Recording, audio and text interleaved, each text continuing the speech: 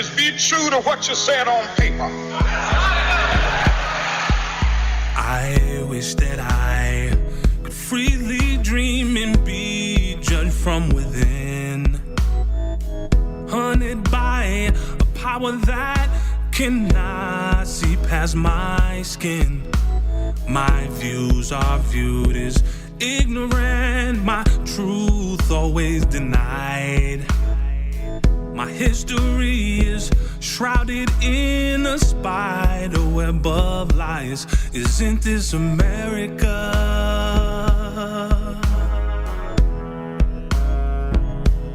Or is this America all a lie? Of the freedom of speech, somewhere I read. Of the freedom of press, somewhere I read that the greatness of America is the right to protest far right.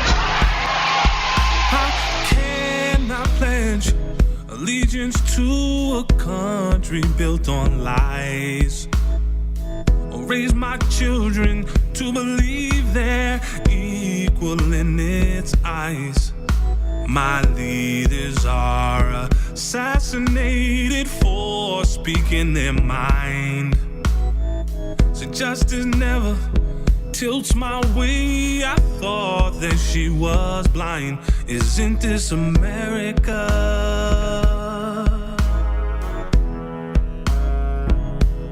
Or is this America all a lie?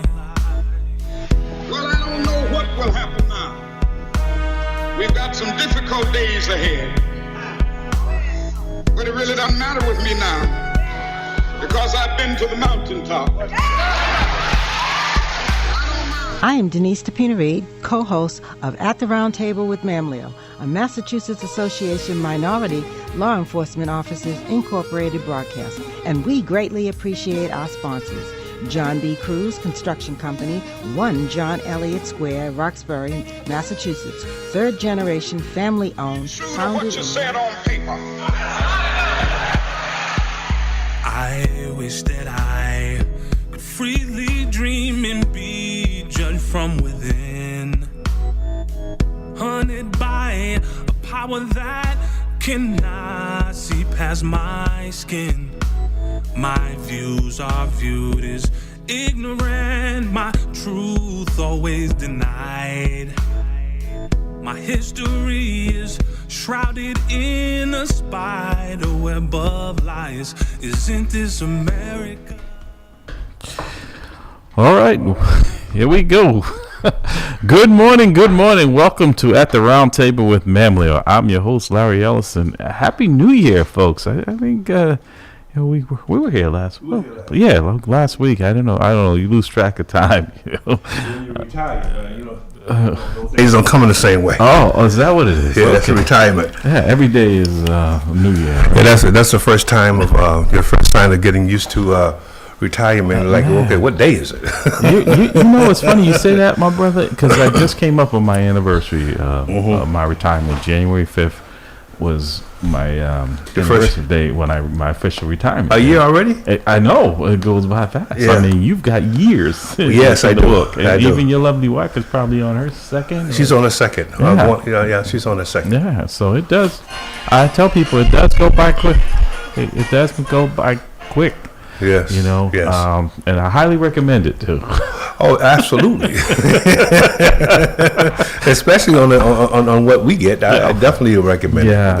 God is so good, isn't it? All the time, and it's actually for the people that will be leaving after us. It's even better. Going to be even better. But really, it doesn't seem like with the new contract with the TCAP. But honestly, doesn't seem like people are really gravitating towards law enforcement like they used to. I'm seeing advertisement out there that I've never seen before. I think my mother-in-law said, she had eczema, and it's just done amazing what the warm weather has done for her. So they're really enjoying it. Well, it was snowing in Atlanta the other day. Yesterday, I got calls from my cousins. They were like, "Hey, it's snowing in Augusta, Georgia. Are you kidding me? Take that stuff back to Boston." Yeah. So Yeah. I know. Take it with you. Take it with you, Doc. Yeah. Don't send it down here. Yeah. So the question this morning, folks, in this hour, we want to talk about, the criminal. I guess I was talking to Dr. Bradley. It's hard for me to say justice system any longer, right? Yesterday, we saw the courts in New York give Donald Trump he's still a convicted felon. He will be the next president, the 47th president of the United States as a convicted felon. He tried to twist the arms of some of the Supreme Court justices, and that's concerning as well. That 4 of them decided that it was 5-4 against him wanting to not go in office as a convicted felon, and 5 of them said no. They allowed the decision to stand, which it should have been a 9-0. He's convicted by a jury of his peers. And my personal opinion on that one. This is Dr. Bradley speaking.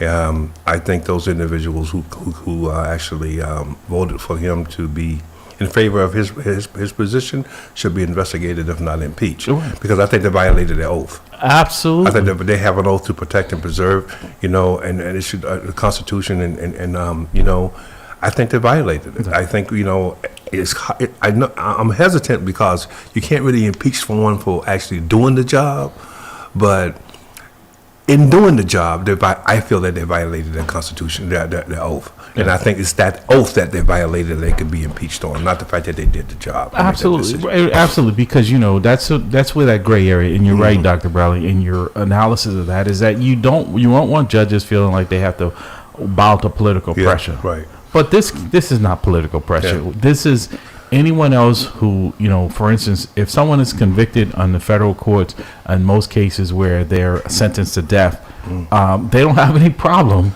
Well, the conservative side to upholding whatever the jury and the courts have decided. Exactly, and when I read it, when I heard it, I said, well, they made an oath here to upkeep the Constitution, to preserve it, and to upkeep the rule of law. Yeah. How can you say you're upkeeping the rule of law when a jury of his peers has pretty much said, has said you are guilty, and now you don't want him to be punished, held accountable? Now, my other side of it is I think the charge that they gave him is also pernicious or destructive to the criminal justice system. Absolutely. At least, okay, we weren't expecting him to go to jail, and in most cases, people don't go to jail, but some type of fine. So what was it all for? He's profited from this, and he has to pay nothing, and he's actually profited even more. As president by running on this, right? So if you tell me now, if you are thank you. Connected, but also and being fair, this is not a party because also in the news this week says ICE blast Boston. Fed said BPD refused 198 immigration detainer requests for egregious crimes in Boston. ICE blast city, Boston. BPD refused 198 detainer requests, not 15. They claim that they refused 15. So again, are we in a country that the law means anything, and that whatever side of the party you're on, you get to decide whether or not you want to enforce those laws or hold people accountable? It says right here, egregious crimes. This is not someone who overstayed a visa. This is not someone who came into the country illegally. These are people who are in the country illegally and committing crimes. And ICE is saying we want to deport them, and rightfully so. Well, don't get me wrong on this statement, because I think it's important to say this. Our criminal justice system has always been politicized. Yes. There's no question about it, especially when you're sitting as a black man. It has always been politicized. Our criminal justice system is politicized now at this point at an ultra level. And what I mean by that is that the one party is using the other party, using the criminal justice system to destroy the other party. It's not just from a demographic perspective. It's more of a political perspective. You know what I mean? And so I think what we saw with Trump, that we saw a system that said you are different, above the law. You are above the so-called rule of law because of who you are. Now, get this clear now. The decision, the guilty plea, he was not the president. When he did the act, he was not the president. Correct. So why should he walk away with an unconditional discharge? Meaning that, you know what, we recognize it, you're only guilty on paper, there's no type of penalty associated with it. No consequences. No consequences at all. We're not going to hold you accountable. So what that does, that it starts to, given also, I should add, given the fact that he has been basically given immunity for anything that he does within that governmental, by the Supreme Court. Right. What it does is that it starts to erode the institutions that will hold him accountable. So watch this now. Trump has the immunity. Now people may say, well, the people that are working for him, those people do not have the immunity, but he has the ability, the authority to immunize them. Exactly. Right. Exactly. And so through him, they also have immunity. Well, he's already said that he's going to pardon the January 6th insurrectionists, the ones that committed crimes, the one that assaulted police officers, that they will be pardoned, right? So so that's a signal to the other people. Don't worry about committing crimes, right, on my behalf. Because I will take care of you. If I have immunity, you have immunity, right? And so when you look at it from that perspective, you start to see how the institutions that are designed to hold anyone accountable begin to erode based on who you are. Now, they've already been eroding because of the fact that it was done based on color and culture, and economics and all those other things. But now it's getting it's on steroids, right? Because now it's going for a political destruction of our country as we know it. So, Dr. Bradley, I want to unpack what you just said a little bit, if you don't mind, because I think you're right on topic here, on target. That we now, if you have people like myself who took an oath, like yourself, your wife, we took oaths to uphold the law. We always knew the law. This criminal justice wasn't fair, right? But it was the last vestige of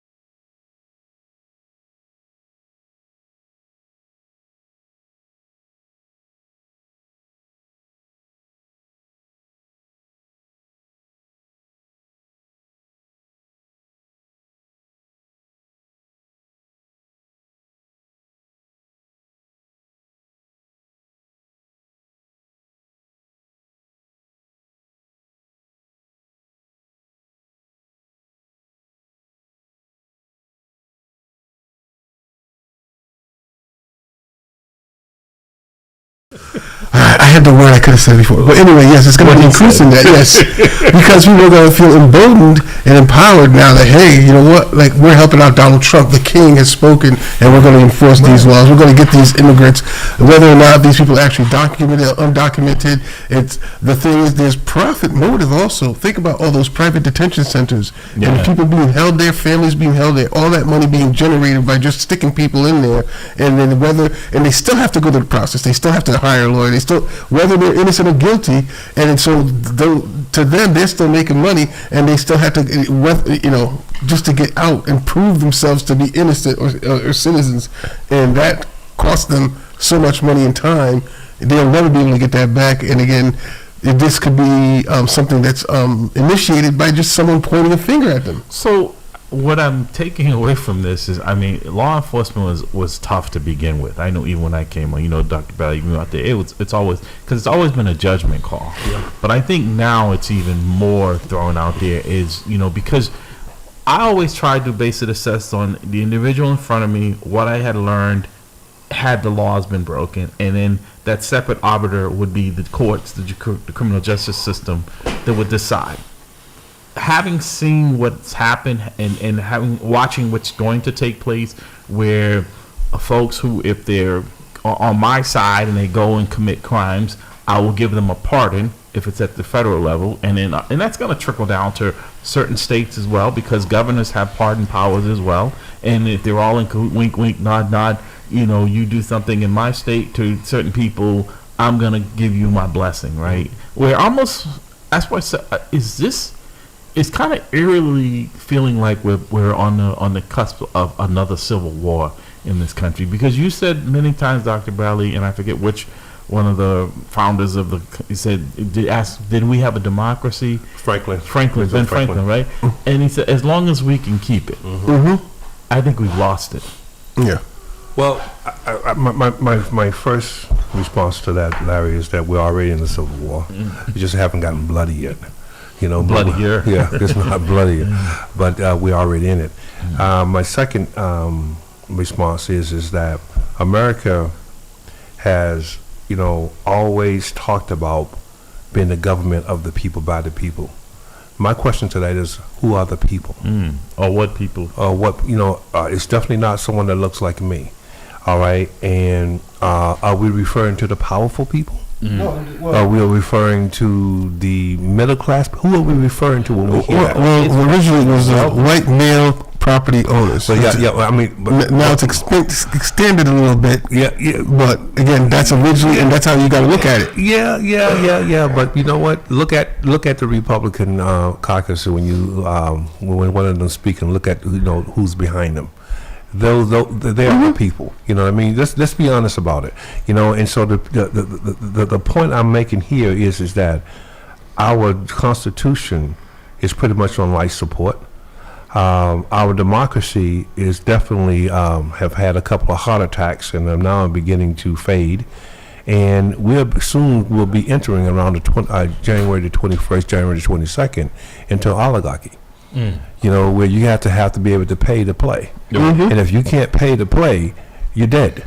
It's just that simple. And I think that angry conservative men, I'm not going to only put this on white men, because I think Hispanic brothers, black brothers, Latino brothers, they all played a role in this, brought this man back. You put a criminal into an office that's supposed to be running our nation and doing it fairly, and yet you're going to complain about something not being fair? But look who you have in the office. But also the disrespect that he basically said, the kinship he had with them was because they're criminals as well, right? So that's how they can relate to him, not because of economics or anything like that. He's saying, you should support me because I am now a criminal like I see you. And they didn't even see the disrespect in that.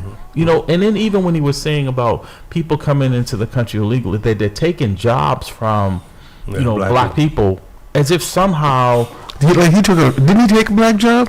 Right, he just did, right. But the fact that what he was saying, that what he sees us fit to do is this work that no one else wants to do. But I think it's also necessary to make a shift here in terms of our discussion, and that shift is that the fact that America, through his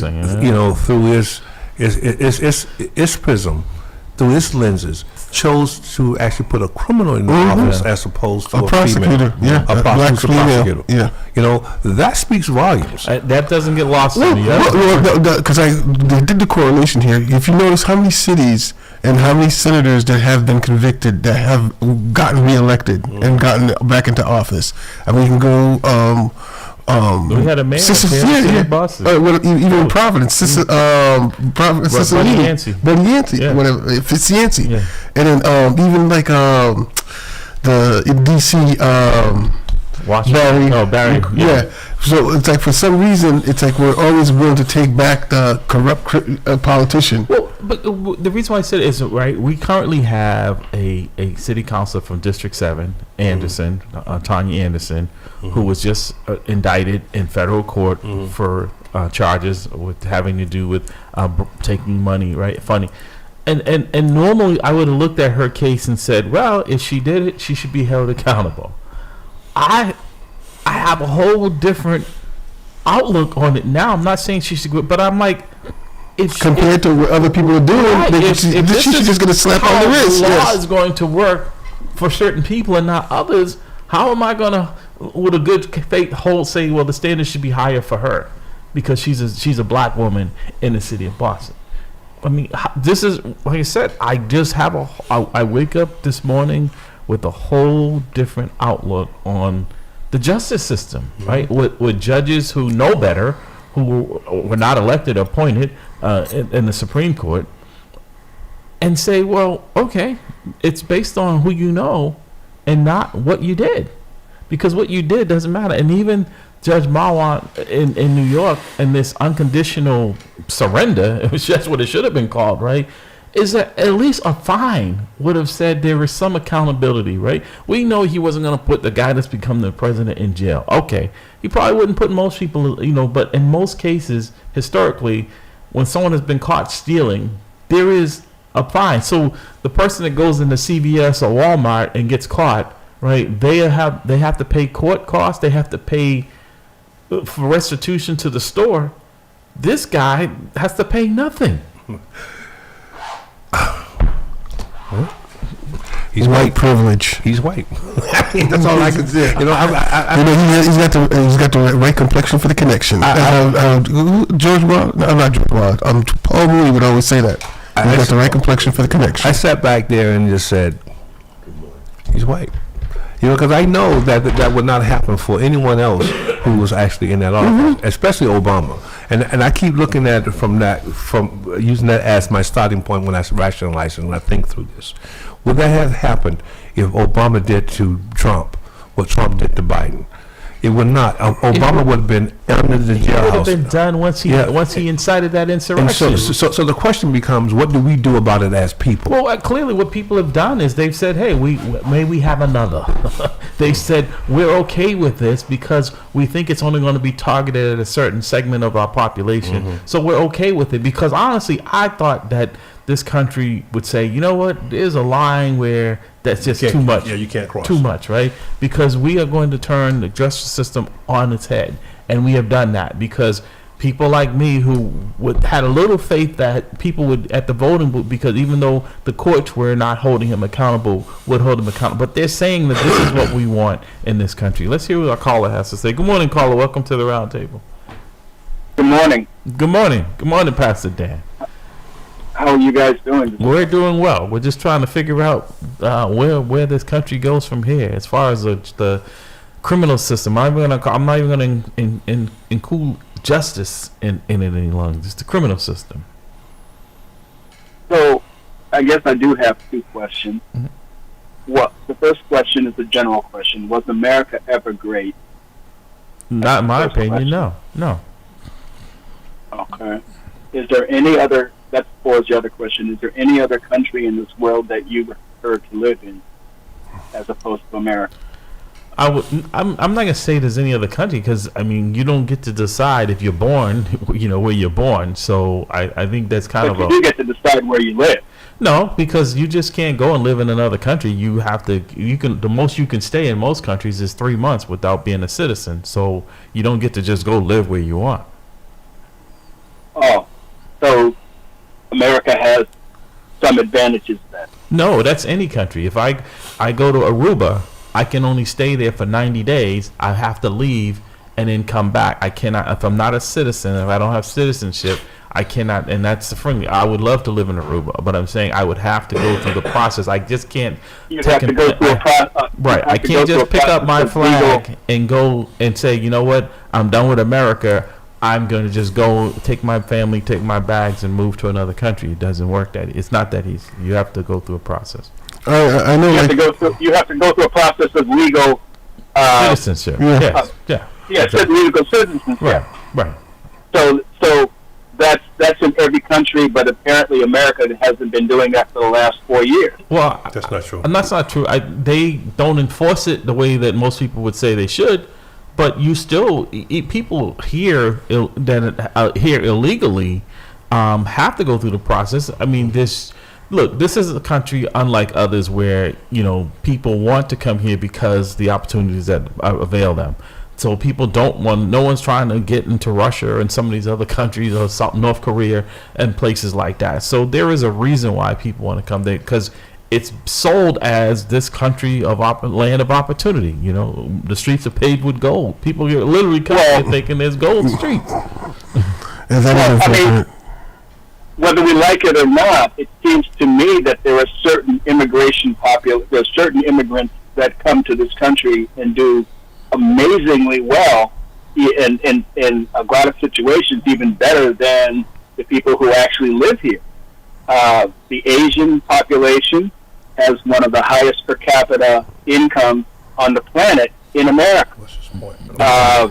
Certain Haitians that come here. Right. I'm trying to. We're trying to see what's the point you're trying to make, because we've only got a couple of minutes here. Well, okay. The question that I asked you is America great? You said no, but you've given me every reason that seems to contradict what you said. That's not what reasons that contradict, because I think you were trying to say if I didn't like it, I could just leave by saying, well, where would I like to live?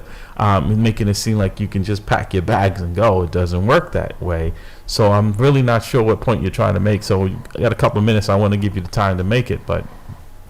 Okay. Well, the second point is, if we want better people in office, why don't we put better people up to be voted for? Is it possible that because money lost because she just wasn't good enough? No, I think that the money was a huge factor in this. When you have Elon Musk type of money, and some of the other folks who supported this for their own personal reasons because it was going to benefit them financially. And there are a lot of people, how they get their information in the news today. They live in silos, and that's all they hear. It's very easy to manipulate people today, not like it was before, when you didn't have so many different media outlets and newspapers and opinions that can be bought. I mean, Elon Musk was literally buying votes from people at $1 million. But all of that was in place 4 years ago when he lost. No, it was not. There's no significant changes in the regulation. Well, the person was. My point is, if you want better people, if you want to keep people like Donald Trump out of office, put somebody up against them.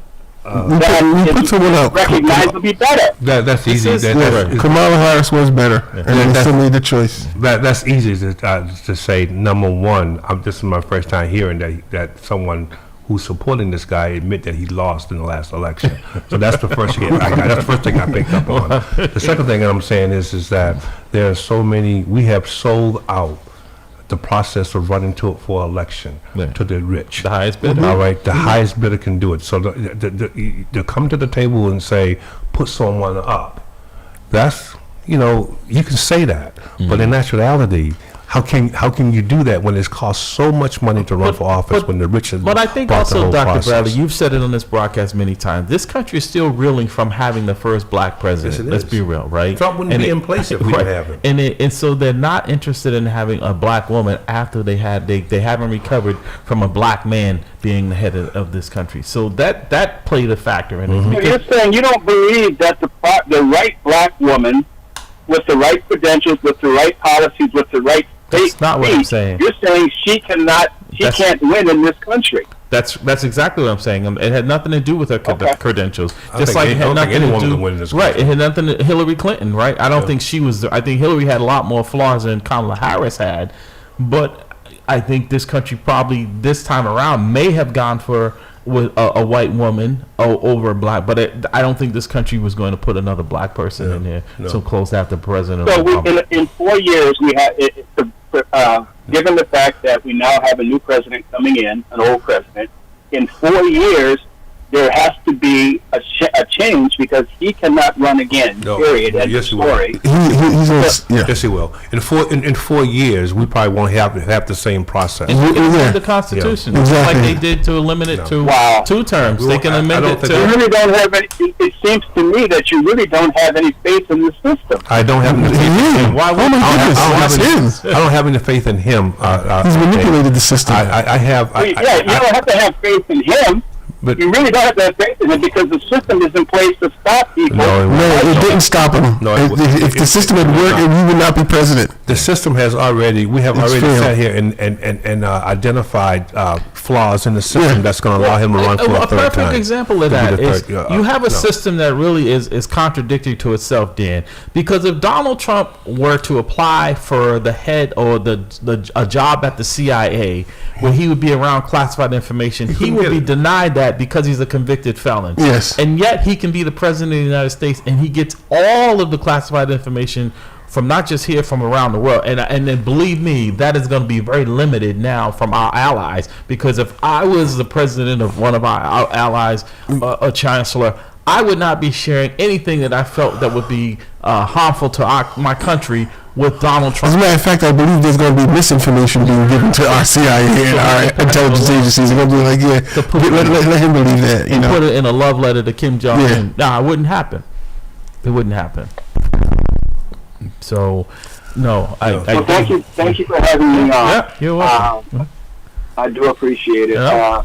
Is my open invitation still valid? As to coming in live? Absolutely. Just let us know when you want to come in, what the topic is.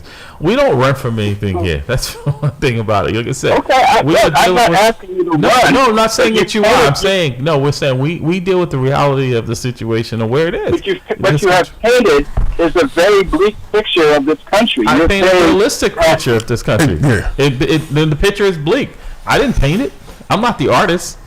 You're also saying you don't have any faith. You have said numerous times you don't have any faith in the institutions that made this country. It's not great, at least better than any other country on the planet. I think Dr. Bradley has said it many times as from Ben Franklin when he asked, do we have a democracy? He said, as long as we can keep it. We no longer have a democracy. What we have now is what they had back in the old days. We have a king. Is what people ran from. Is what we have. Right. It's what we now have started. So in 4 years, when none of this stuff you have predicted, because let's face it, you predicted for 4 years that he was done and he would never be back. You predicted that he was going to lose. You predicted that Kamala was going to win. All of your predictions have been wrong for the last 4 years. He's gloating. What's going to happen in 4 years when let me tell you the difference between a prediction. What I thought was, and I said, I thought I had more faith that this country would see through this and they would pick a better candidate. That's what I thought. I wasn't a prediction. And I was wrong in that assumption that people would want someone who had more moral character, that people who claim that they're all about faith and religion and all these things would say, you know what, I cannot with good conscience, someone who says that what he can do to women because he's famous, or someone who has been held accountable, liable for molesting women, and someone who's a tax cheater and starts an insurrection, that the country would say, that's a line too much. But I was wrong in that. That wasn't my prediction. I was wrong in assuming that people thought better than that. And before we leave, hold up. Before we leave, I want to make sure that I'm clear on this. Mark my word on this. America will regret. Absolutely. America will regret giving an oath-breaking insurrectionist another oath. That's right. They're going to regret that. Yeah. That's all I got to say. Yeah. I'm going to go. Well, Dan, thank you. Like I said, let us know when you want to come on the broadcast. We'll schedule it for you. All right, you've been listening. All right, you've been listening to At the Round Table with Man. We'll take our break and we'll be right back.